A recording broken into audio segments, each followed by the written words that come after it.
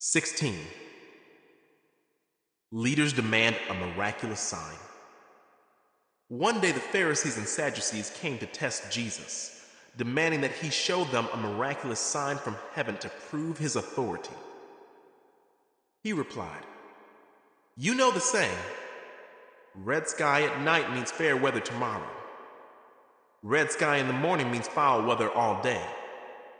You know how to interpret the weather signs in the sky, but you don't know how to interpret the signs of the times. Only an evil, adulterous generation would demand a miraculous sign. But the only sign I will give them is the sign of the prophet Jonah." Then Jesus left them and went away.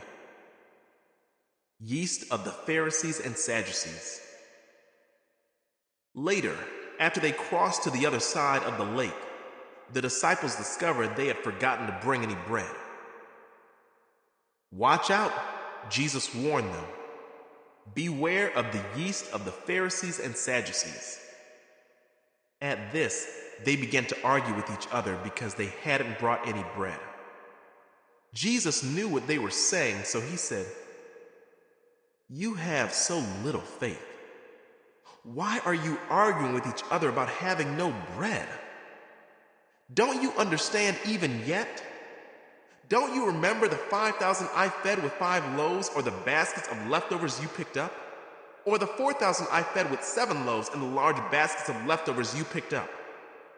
Why can't you understand that I'm not talking about bread? So again I say, beware of the yeast of the Pharisees and Sadducees."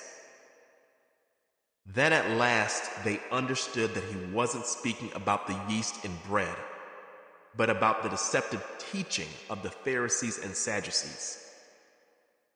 Peter's declaration about Jesus. When Jesus came to the region of Caesarea Philippi, he asked his disciples, "Who do people say that the Son of Man is?" "Well," they replied, "some say John the Baptist, some say Elijah, and others say Jeremiah or one of the other prophets." Then he asked them, "But who do you say I am?" Simon Peter answered, "You are the Messiah, the Son of the living God." Jesus replied, "You are blessed, Simon, son of John, because my Father in heaven has revealed this to you. You did not learn this from any human being. Now I say to you that you are Peter, which means rock, and upon this rock I will build my church, and all the powers of hell will not conquer it. And I will give you the keys of the kingdom of heaven. Whatever you forbid on earth will be forbidden in heaven, and whatever you permit on earth will be permitted in heaven." Then he sternly warned the disciples not to tell anyone that he was the Messiah. Jesus predicts his death.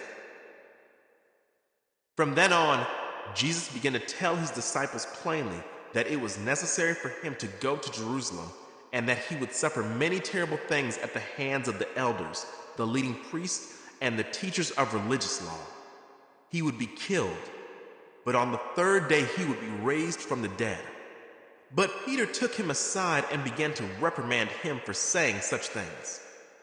"Heaven forbid, Lord," he said. "This will never happen to you." Jesus turned to Peter and said, "Get away from me, Satan. You are a dangerous trap to me.